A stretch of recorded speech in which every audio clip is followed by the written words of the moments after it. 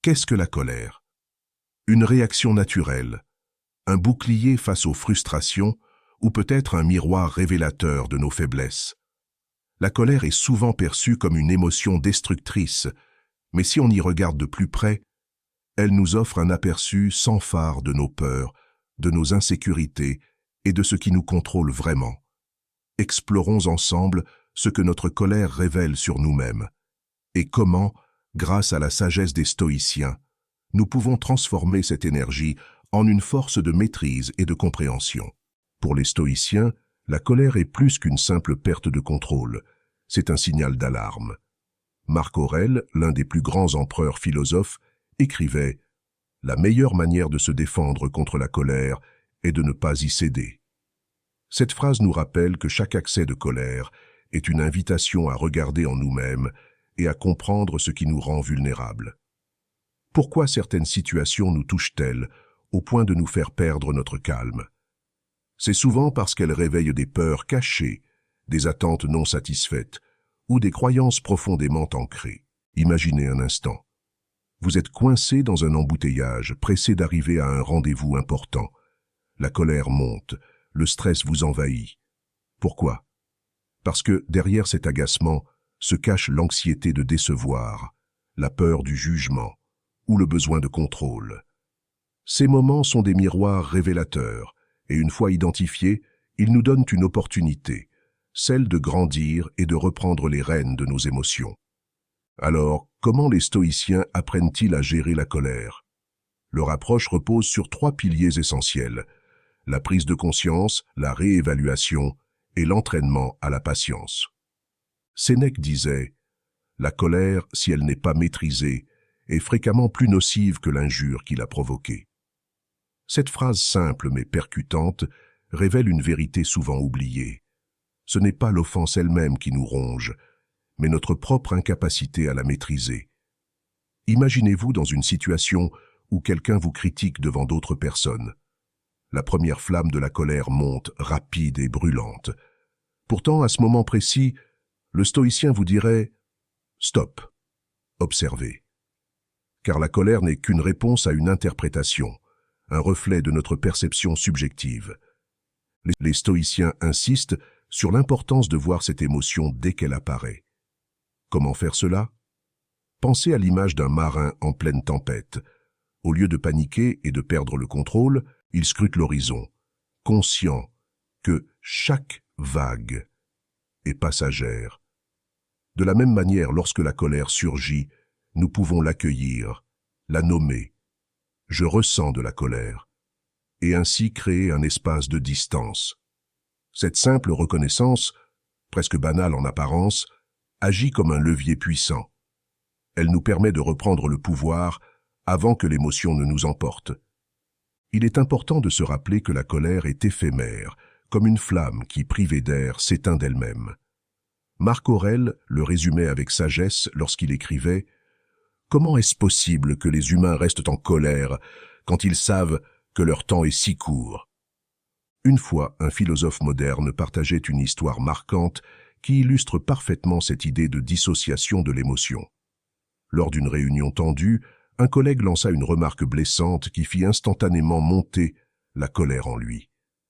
La situation semblait prête à dégénérer. Mais avant de répondre, il prit une pause, ferma les yeux quelques secondes et se répéta mentalement « Cette émotion est là, mais elle n'est pas moi. » Ce petit mantra, simple mais puissant, lui permit de se détacher de la montée en flèche de la colère. Il réalisa que la colère n'était qu'une émotion passagère, un nuage sombre qui allait se dissiper, à condition de ne pas s'y accrocher. Cette prise de recul immédiate a fait toute la différence. Plutôt que de réagir impulsivement, il choisit de répondre avec calme et clarté. L'atmosphère de la réunion changea, et sa réponse réfléchie eut un impact beaucoup plus fort que si la colère avait pris le dessus. Ce moment de dissociation, ce déclic dans lequel il se détacha de la réaction primaire, est une illustration parfaite de ce que nous enseigne le stoïcisme. Nous ne sommes pas nos émotions. Ce n'est pas l'émotion qui nous définit, mais la manière dont nous choisissons de la gérer. La colère, comme toutes les émotions, arrive. Mais c'est en prenant ce temps de recul, en observant l'émotion sans se laisser emporter, que l'on trouve la véritable maîtrise de soi. Les stoïciens tels qu'Épictète enseignaient que ce qui nous trouble, ce n'est pas l'événement en lui-même, mais l'opinion que nous en avons. Cette idée fondamentale a le pouvoir de transformer nos réactions. Imaginez ce moment où quelqu'un vous coupe la route en voiture. Votre première pensée pourrait être « il l'a fait exprès », « il se moque des autres », et la colère monte, rapide et implacable. Mais, comme le dit Épictète, le problème n'est pas l'acte, mais l'interprétation que nous en faisons. C'est ici qu'intervient la réévaluation. Prenons un instant pour changer de perspective. Au lieu de penser « cette personne m'a délibérément manqué de respect », essayez de reformuler « peut-être qu'elle est en retard pour quelque chose d'important ou traverse des difficultés dont je n'ai pas conscience ». Cette simple réévaluation est un outil puissant pour désamorcer la colère. Elle élargit notre compréhension et transforme ce qui semblait être une agression en un acte potentiellement excusable. Une anecdote racontée par un enseignant de philosophie montre la puissance de cette approche. Après avoir été interrompu en plein discours par un élève impatient, il a ressenti l'agacement monter. Mais au lieu de réagir, il s'est souvenu de la leçon d'Épictète et a pensé « cet élève pourrait être agité à cause de problèmes personnels ». Le résultat, au lieu de répondre avec irritation, il a posé une question bienveillante qui a ouvert un dialogue et permis à l'élève de s'exprimer. Ce moment a transformé un potentiel conflit en une interaction empreinte de compréhension. Quand nous changeons notre perception, nous changeons notre monde, aimait dire Marc Aurèle. Cette pensée simple mais profonde résume l'essence même de la pratique stoïcienne. Le stoïcisme nous enseigne qu'il ne s'agit pas de changer le monde autour de nous, mais de changer la manière dont nous percevons les choses. En effet, chaque situation, chaque défi, chaque rencontre peut être vécue sous un angle différent, selon la perception que nous choisissons d'adopter. Cela ne signifie pas nier la réalité, mais bien voir au-delà des apparences, en comprenant que nous avons toujours le pouvoir de choisir nos pensées. Prenons un exemple. Imaginez une situation où quelqu'un vous critique publiquement. Votre premier instinct pourrait être de ressentir de la colère, de l'injustice ou même de la honte. Mais ce que Marc Aurèle nous invite à faire, c'est d'examiner cette émotion et de remettre en question la perception initiale. Est-ce vraiment une attaque personnelle ? Peut-être que cette personne est sous pression ou qu'elle traverse une période difficile que nous ignorons. En réévaluant cette situation, nous découvrons qu'il y a d'autres angles à considérer, et ce changement de perspective nous permet de laisser la colère se dissiper. La réévaluation, cœur de la sagesse stoïcienne, devient ainsi un outil puissant pour transformer nos émotions. Plutôt que de laisser la colère grandir et empoisonner notre esprit, nous pouvons choisir de la regarder comme une occasion d'exercer notre maîtrise de soi. Comme un muscle qu'on entraîne, notre calme intérieur se renforce à chaque fois que nous choisissons de ne pas réagir de manière impulsive. Ainsi, la colère perd de sa force car elle ne naît plus de l'extérieur, mais de notre interprétation des événements.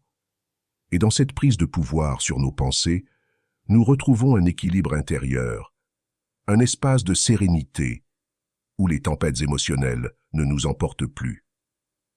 Marc Aurèle, l'un des plus célèbres philosophes stoïciens et empereurs de Rome, avait une pratique quotidienne simple mais puissante. Il se préparait mentalement aux défis de la journée. Chaque matin, il méditait sur cette pensée. « Aujourd'hui, tu rencontreras l'ingratitude, l'insolence et l'égoïsme. » Ce rituel, loin d'être pessimiste, était en réalité un bouclier préventif. Il savait que l'anticipation des comportements contrariants lui permettrait de garder son calme lorsqu'il surviendrait. Cette anticipation fonctionne comme un entraînement mental, un peu comme un athlète qui visualise ses mouvements avant de s'élancer. Se rappeler chaque matin que le monde est imparfait et que l'irritation, la colère ou la frustration font partie de l'expérience humaine nous aide à appréhender ces émotions sans être submergés. Imaginez commencer votre journée en vous disant « Je rencontrerai probablement des moments de tension, mais je choisis de les accueillir avec patience. » Prenons l'exemple d'un professionnel pris dans le chaos des réunions stressantes. Au lieu de céder à l'agacement lorsqu'un collègue fait preuve de négligence ou d'arrogance, il peut se rappeler la sagesse de Marc Aurèle. « Je m'attendais à cela. Je suis prêt. » Cette simple préparation réduit l'effet de surprise, souvent catalyseur de la colère, et permet de réagir avec une sérénité réfléchie. Cet exercice quotidien de la patience devient peu à peu une armure contre l'irritation. Imaginez-le comme un bouclier invisible qui vous protège des petites étincelles de colère avant qu'elles ne se transforment en un feu incontrôlable. Chaque moment où vous choisissez de répondre avec calme au lieu de réagir impulsivement vous rend plus fort. Ce n'est plus une question de contrôler les autres, mais de contrôler votre propre réponse. Comme le disait Marc Aurèle, vous avez pouvoir sur votre esprit, non sur les événements extérieurs. Réalisez cela et vous trouverez la force. Prenons un exemple concret. Vous êtes pris dans un embouteillage après une journée de travail éprouvante. La frustration monte, le stress commence à peser. C'est un test de patience, un moment où, si vous ne prêtez pas attention, l'irritation pourrait prendre le dessus. Mais si, au lieu de céder à l'agacement, vous vous rappelez cette citation de Marc Aurèle, vous réalisez que vous avez le pouvoir de choisir votre réaction. Cette prise de conscience calme instantanément l'esprit. Ce n'est pas l'embouteillage qui doit définir votre humeur, mais votre capacité à gérer ce moment. Avec le temps, cet entraînement à l'anticipation façonne un esprit plus résilient, capable de voir les difficultés sous un autre angle. Les obstacles ne deviennent plus des menaces, mais des occasions d'évoluer. Cette approche stoïcienne transforme chaque défi en une chance de grandir, d'apprendre et de renforcer notre maîtrise de soi. C'est dans ces moments de tension que se cache la véritable opportunité, celle de choisir de rester calme, de répondre avec sagesse et de montrer au monde et à nous-mêmes que nous sommes maîtres de notre esprit. Intégrer ces pratiques dans notre vie peut transformer la colère d'une source de stress en une occasion de croissance et de sagesse. En fin de compte, la colère, loin de nous contrôler, devient un professeur silencieux qui nous guide vers une meilleure version de nous-mêmes. Peut-être que vous vous reconnaissez dans ces situations, ce moment où quelqu'un vous coupe la route et la rage monte en un instant, ou cette discussion où une remarque appuie juste là où ça fait mal. La colère, nous l'avons tous ressentie, et parfois, elle a laissé des traces dont nous n'étions pas fiers. Mais rappelez-vous ceci, chaque épisode de colère est une opportunité cachée, une occasion de montrer à quel point vous pouvez évoluer, maîtriser vos émotions et vous rapprocher de la tranquillité d'esprit. Un jour, en relisant les écrits de Marc Aurèle, j'ai compris que nous ne sommes pas esclaves de nos réactions. Un simple exercice que je fais régulièrement et que vous pouvez essayer est de prendre une grande inspiration lorsque la colère pointe. Dans cet instant suspendu, je me demande « Est-ce vraiment aussi grave que cela paraît ?» Et souvent, la réponse est non. Cet instant de pause est un geste simple, mais il reflète une profonde maîtrise. Pour terminer, rappelez-vous que la colère, même si elle est humaine, ne doit jamais être notre maître. Elle est là pour nous guider vers une introspection, pour nous rappeler nos limites et pour nous encourager à grandir. Prenez un moment aujourd'hui pour pratiquer cette prise de conscience. Observez, respirez et choisissez la réponse et non la réaction. Comme disait Sénèque, ce n'est pas parce que c'est difficile que nous n'osons pas, c'est parce que nous n'osons pas que c'est difficile.